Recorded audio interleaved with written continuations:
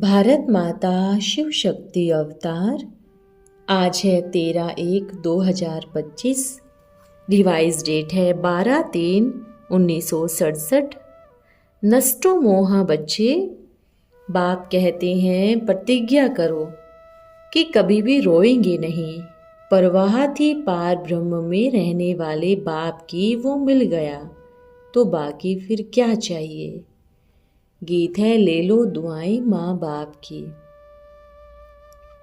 हर एक घर में माँ बाप तथा 2-4 बच्चे होते ही हैं, फिर आशीर्वाद मांगते हैं।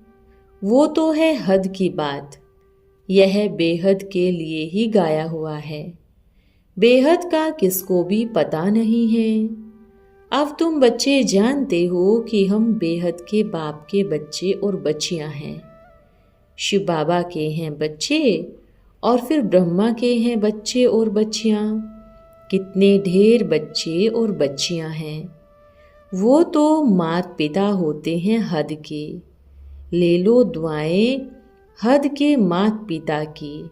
यह है बेहद का माता पिता। वो हद के माँ बाप भी बच्चों को संभालते हैं, फिर टीचर पढ़ाते हैं।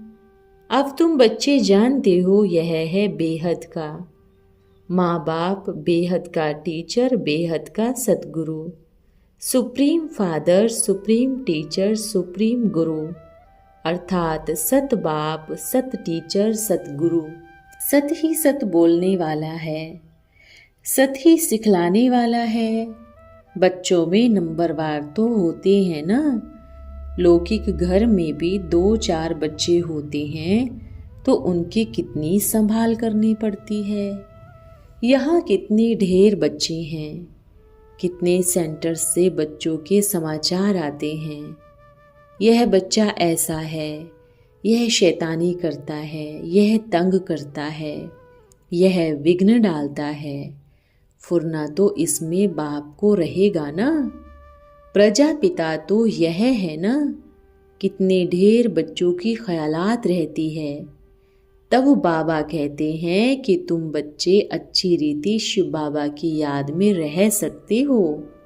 इनके ऊपर तो कितना हंगामा है। यह प्रबंध करना है, आबू में कुछ प्रबंध हो, कोई काम करने वाला लायक बच्चा नहीं है तो कितना इनको फुरना रहता होगा। हजारों फुरना होता है, एक फुरना तो है ही, एक फुरना तो है ही, हजारों फुरने भी रहते ही हैं। कितने ढेर बच्चों को संभालना पड़ता है। माया भी बड़ी दुश्मन है ना। अच्छी रीति कोई कोई की खाल उतार देती है। कोई को नाक से पकड़, कोई को चोटी से पकड़ लेती है। इतने सभी का विचार तो करना पड़ता है ना। फिर भी बेहद के बाप की याद में रहना पड़े। हम आत्मा अशरीरी आई है, फिर अशरीरी जाना है। तुम हो बेहद के बाप के बच्चे। जानते हो कि हम क्यों नहीं बेहद के बाप की श्रीमत पर चलकर बेहद का वर्षा पाले वे। सब तो एक रस नहीं चल सकते हैं, क्योंकि राजाई स्थापन हो रही है ना। यह हो गई बादशाही। पहले पहले बादशाह यह बनते हैं श्रीमत पर चलकर। यह राजाई कैसे स्थापन हो रही है, यह कोई और की बुद्धि में भला आवे ही कैसे। यह है बहुत ऊंच पढ़ाई। बादशाही फिर मिल गई, फिर पता भी नहीं पड़ता है कि यह राजाई कैसे स्थापन हुई। यह राजाई का स्थापना होना बहुत वंडरफुल है। अब तुम अनुभवी हो। पहले इनको पता थोड़े ही था कि हम कौन थे, फिर कैसे जन्म लेते हैं। अब समझ में आया है। तुम भी कहते हो ना, बाबा आप वो ही हो। यह बहुत समझने की बातें हैं। इस समय ही बाप आकर सब बातें समझाते हैं। इस समय भल कोई कितना भी 1,00,000 करोड़पति हो, बाप कहते हैं वो पैसे आदि सब मिट्टी में मिल जाएंगे। बाकी समय ही कितना है। तुम बच्चे तो रेडियो में अथवा अखबारों आदि में तो सुनते ही नहीं हो कि दुनिया में क्या क्या हो रहा है। दिन प्रतिदिन बहुत झगड़ा होता जा रहा है, सूत मूंझता ही रहता है। सब आपस में लड़ते झगड़ते मरते हैं। तैयारी ऐसी हो रही है जिससे समझ में आता है कि लड़ाई हुई की हुई। दुनिया नहीं जानती है कि यह क्या हो रहा है, क्या होने का है। तुम्हारे में भी बहुत कम हैं जो पूरा समझते हैं और याद रहता है और खुशी में रहते हैं। इस दुनिया में बाकी तो हम थोड़े ही रोज हैं। अब हमको कर्मातीत अवस्था में जाना है। हर एक को अपने लिए पुरुषार्थ करना है। तुम खुद पुरुषार्थ करते हो अपने लिए। जितना जो करेंगे उतना ही फल पाएंगे। खुद पुरुषार्थ करना है और औरों को पुरुषार्थ करवाना है। रास्ता बताना है। यह पुरानी दुनिया खल्लास होती है। अब बाबा आया हुआ है नई दुनिया स्थापन करने। तो इस विनाश के पहले ही उस नई दुनिया के लिए यह बाप से पढ़ाई पढ़ लो। भगवान वाच, मैं तुमको राजाओं का राजा बनाता हूँ। बैरिस्टर कहेगा, मैं तुमको बैरिस्टर बनाऊंगा। यह है भगवान वाच कि मैं तुमको राजयोग सिखलाता हूँ। लाडले बच्चों, तुमने भक्ति बहुत की है। आधा कल्प तुमने रावण द्वारा दुख उठाया है ही दुख धाम रावण राज्य। आधा कल्प रावण राज्य, आधा कल्प राम राज्य है ना। यह भी किसी को पता नहीं है कि राम किसको कहा जाता है, राम राज्य कब कैसे स्थापन हुआ। यह सब बातें तुम ब्राह्मण ही जानते हो। तुम्हारे में भी कोई तो ऐसे हैं जो बिल्कुल ही नहीं जानते। बाप के पास कोई तो सयाने बच्चे होते हैं, कोई बच्चे फिर नालायक भी होते हैं ना। इनके पास भी ढेर बच्चे हैं, कितने नाम बदनाम करते हैं। सर्विस के बदले डिससर्विस करते रहते हैं। ऐसी डिससर्विस करते हैं जो बाप से उनका बुद्धियोग छुड़ा देते हैं। शास्त्रों में तो कहानियां बना दी है। बाप बैठ यथार्थ रीति अर्थ समझाते हैं। वास्तव में बातें सारी यहाँ की ही है। यहाँ भी ड्रामा में ही नूंद है। ड्रामा अनुसार यह भी होने का ही है। जो पूरा पढ़ते नहीं हैं तो वो क्या करेंगे, औरों को भी खराब कर देंगे। इसलिए ही बच्चों को समझाया जाता है कि बाप को फॉलो करो। जो अच्छे सर्विसेबल बच्चे हैं, बाबा के दिल पर चढ़े हुए हैं, पूछ भी सकते हो कि किसका संग करे। बाबा झट बता सकते हैं कि इसका संग बड़ा अच्छा है। बहुत है जो संग ही ऐसे करते हैं जिनका रंग ही उल्टा चढ़ जाता है। गाया भी जाता है, संग तारे कुसंग बोरे। कुसंग लगेगा तो एकदम खत्म कर देगा।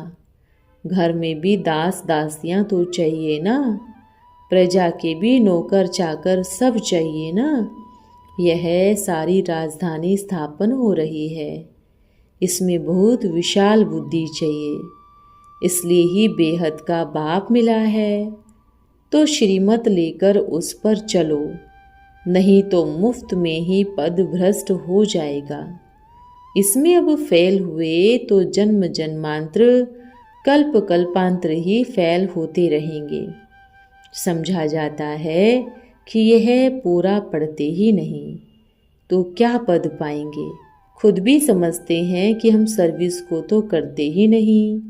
हमसे तो होशियार और बहुत हैं। होशियार को ही सर्विस के लिए बुलाती हूँ। तो जो होशियार है वो ही जरूर पद भी ऊंच पाएंगे ना।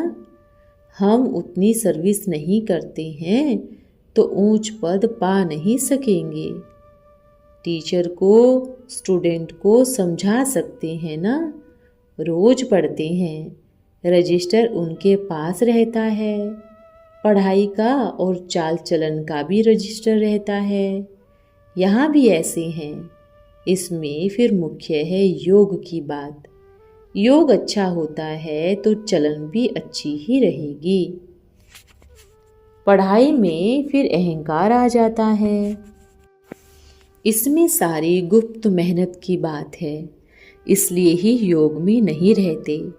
बाबा ने समझाया है कि योग अक्षर निकाल दो। बाप जिनसे वर्षा मिलता है उनको तुम याद नहीं कर सकते हो। आधा कल्प से तुम याद करते आए हो। अब कहते हो बाबा हम भूल जाते हैं। योग अक्षर ही मुख से निकाल देना चाहिए। योग शास्त्रों का अक्षर है। बाप तुम बच्चों को कहते हैं कि मुझे याद करो।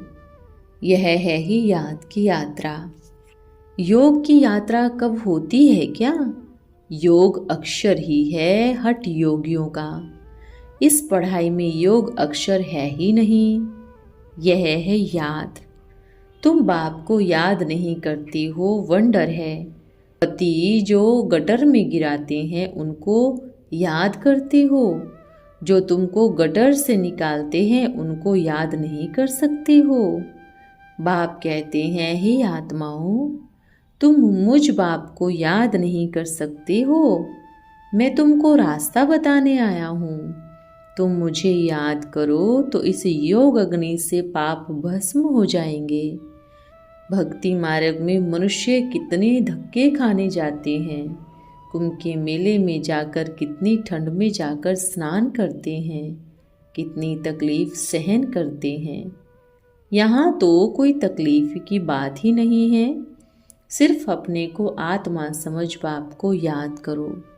घूमने जाते हो तो एकांत में बैठकर बाप को याद करो।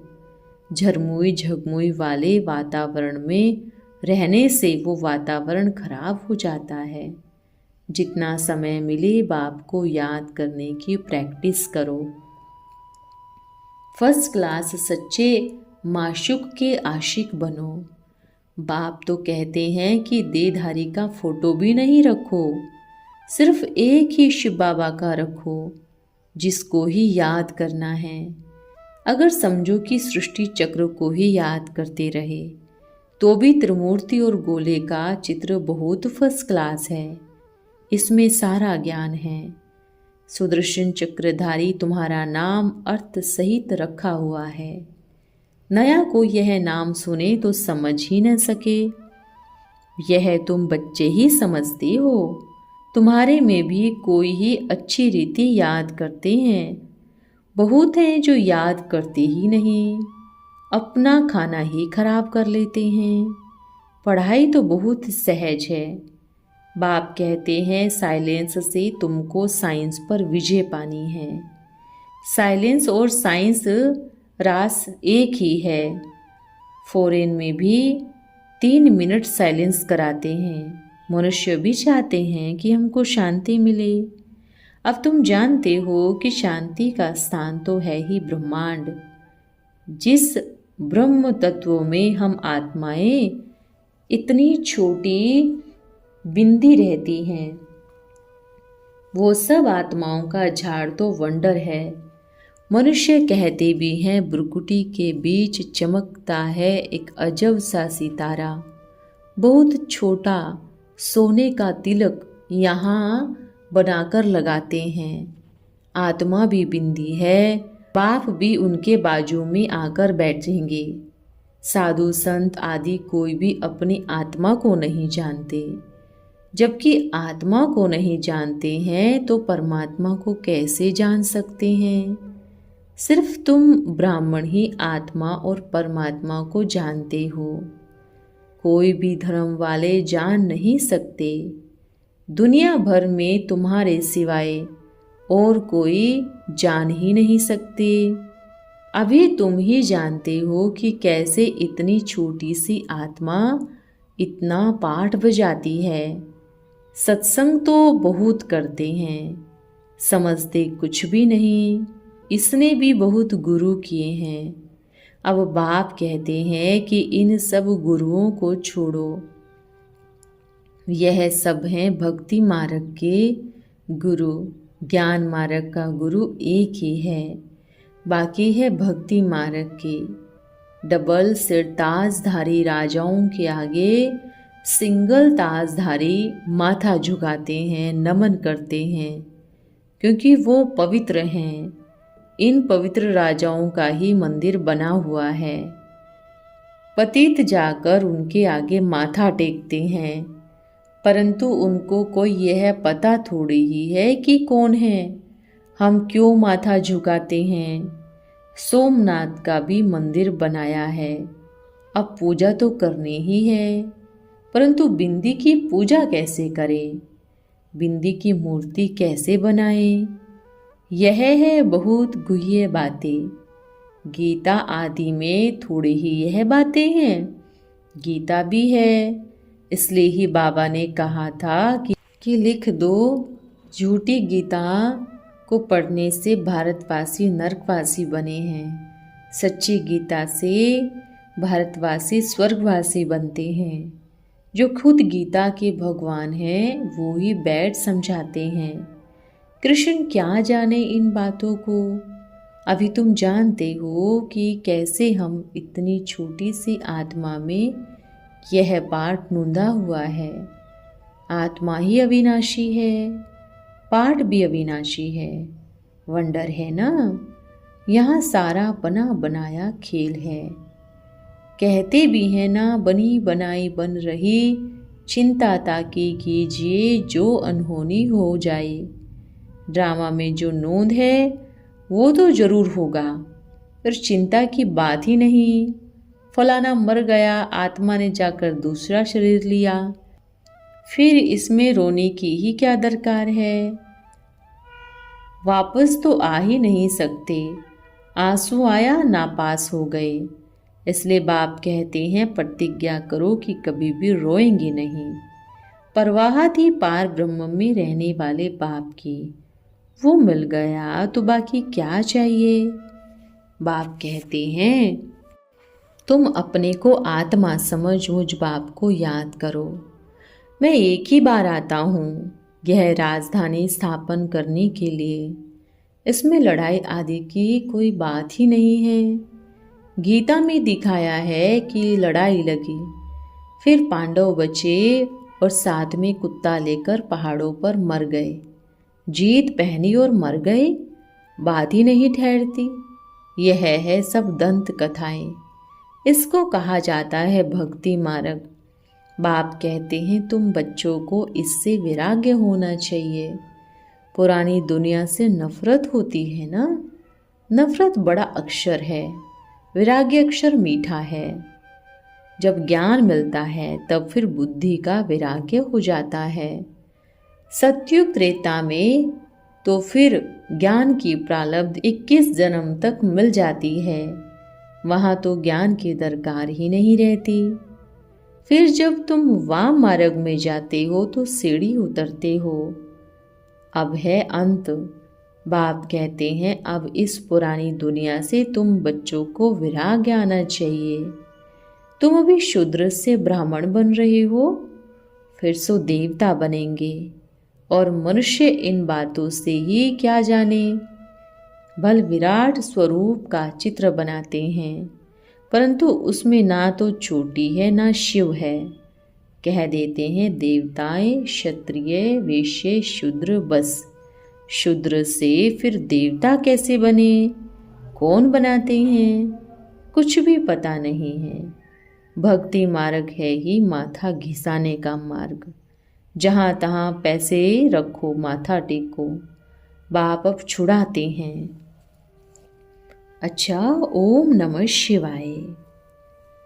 आज का वरदान है निमित्त आत्मा भव। आप बच्चे स्वयं को निमित्त समझते हो? आप सभी बच्चे किस लिए निमित्त हो? आपका कर्तव्य क्या है? एक शिव बाबा बीज तरफ आकर्षित होना। इसी प्रकार अन्य आत्माओं को वैरायटी व विस्तार के आकर्षण से अटेंशन निकालकर एक बीज बाप तरफ आकर्षित करना। यह तब होगा जब ईश्वरीय संगठन रूपी किला मजबूत होगा। जहाँ स्नेह, स्वच्छता और रूहानियत होगी, वहाँ संगठन रूपी किला आप ही मजबूत हो जाएगा। अच्छा, ओम नमः शिवाय।